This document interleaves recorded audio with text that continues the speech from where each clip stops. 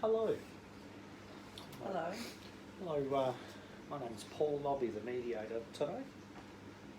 And hello and welcome to everyone.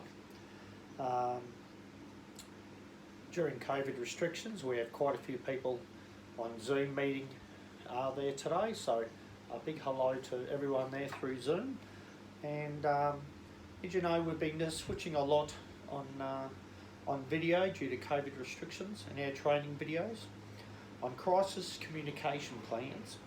And we're adding a few question and answer segment series. So thank you to everyone who's been sending in your emails and your video questions. Today we have a great question from Jenna. Jenna's part of our human resources partner marketing team. So Jenna, how's it all going? Good, thank you. Obviously, I'm Jenna and I'm from Human Resources Marketing.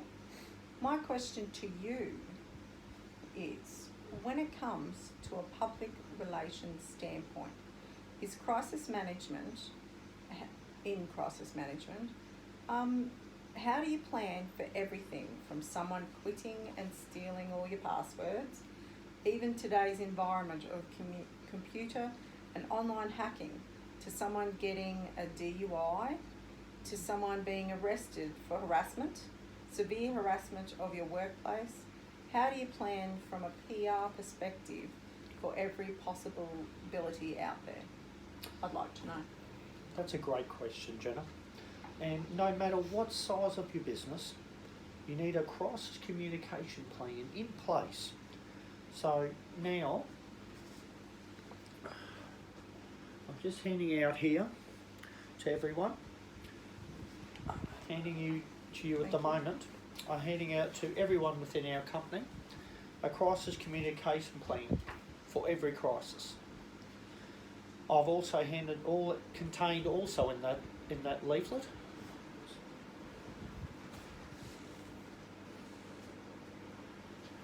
The leaflet is a crisis communication checklist and also a crisis communication management plan that we've now institutionalised and placed in their policy and procedures.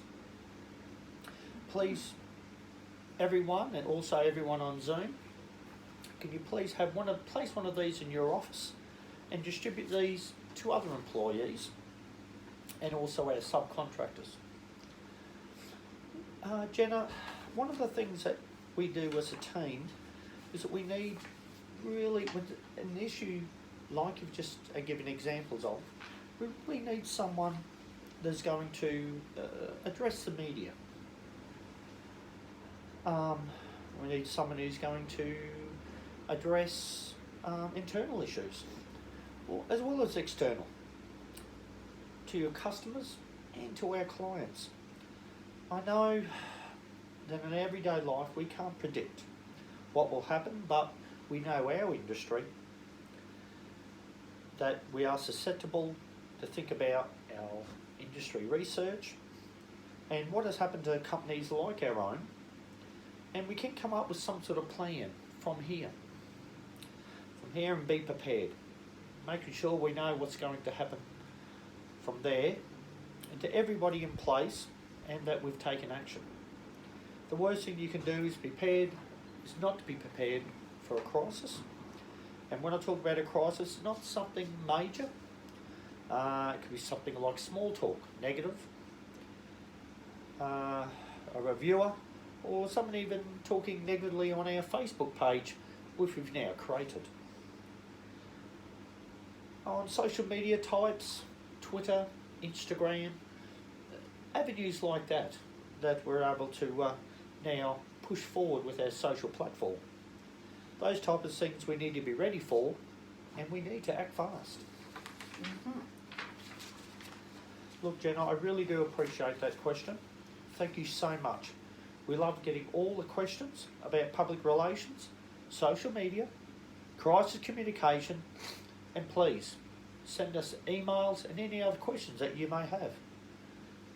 So, firstly, let's take a little look at the pamphlets that I handed you on our crisis communication plan and also their appropriate responses.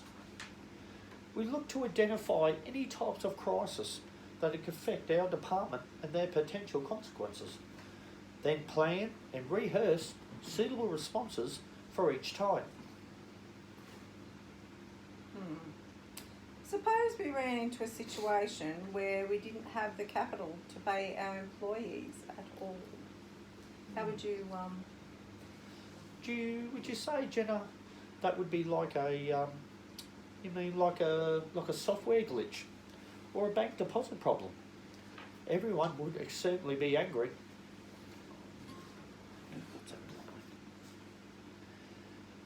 They want to know how long they would have to wait to get paid. And I wonder if the company's going under. And then they would start worrying about their jobs. So how would we handle that? Well, I'm glad you asked. I guess we'd have to be honest and explain the problem. We'd need someone at an executive level to really reassure the employees and the company that certainly that the company is not in trouble. And that was a technical problem and we are investigating it. When facing a public crisis or a smaller internal matter, like you've just described, we must identify the audiences that we'll need to reach. These might include segments of our customer service base and if any other interested stakeholders as soon as we can about the situation. If a crisis is an internal situation, like you've just described, we must determine who within the company must be notified and how the best to reach them. The size, whether that be through email, whether that be through phone, or a more formal meeting with the person or the persons affected.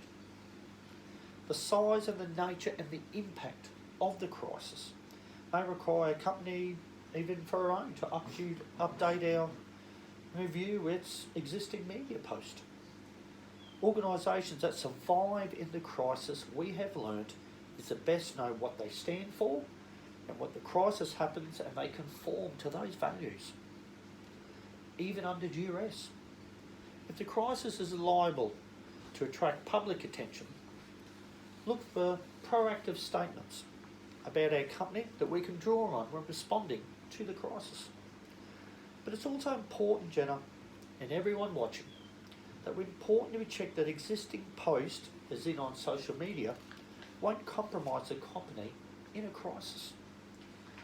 For example, it might be a joke on a website.